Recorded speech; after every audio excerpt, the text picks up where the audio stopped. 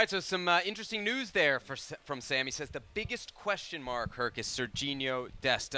Let's pretend that Dest won't be available come Monday. What's Do I have plan to? B? I mean, let's start there. Is it that far off of a drop off from Dest to the next guy? Because I feel like Dest, while he has some attacking, great qualities, yes. Okay, has some issues in defense. Very much so has some issues in defense. He played 30 minutes in the last game for Milan. I fully expect him to at least start. Can he go 90? That remains to be seen, but plan B, in my eyes, it's Joe Scally, and it has to be Joe Scally. Joe Scally is a player that is very good two-way player. Attacks very well from the left or the right, defends well in transition, good motor on him. I think he's got a good footballing IQ as well. Can be integrated into that attack in the final third and help the U.S. men's national team. And I just don't know. I don't know about Yedlin. I don't trust Shaq Moore. I think Joe Scally would be my plan B if you had to go. And that's on both sides. Really? That is on both sides, really left and right.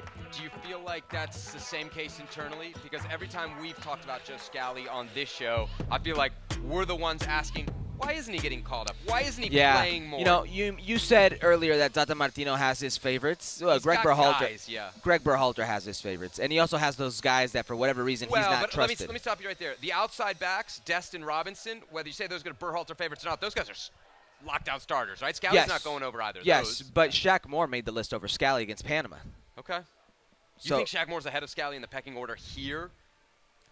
He was against Panama because he knew the setup, because he knew the U.S. men's national team. So why wouldn't he be in the World Cup? If it was in that moment to help them go to the World Cup, you would assume it'd be the same thing here if it's not Yedlin. You've talked a lot about kind of your issues with injured players. I have. Dest is not maybe injured. Obviously, he's here. He's training. He's not at full strength. He started one game in the last 5 weeks. My usual thought is, and I think most coaches are like this, you build a game plan not expecting to have to substitute one of your defenders, right? That's not really where you But now you have 5, okay. right? So a little more room, but 6. How much much of a concern is that Dest hasn't started and gone the full 90 because of the position he plays and the likelihood you're going to need 90 out of that spot? Not much because of the way he plays, right?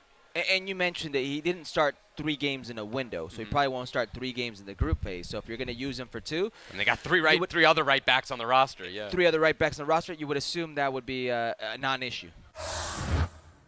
Well, thank you very much for watching ESPN on YouTube. For more sports highlights and analysis, be sure to download the ESPN app. And for live streaming, premium content, and let's not forget as well, ESPN FC 7 days a week. Subscribe to ESPN+.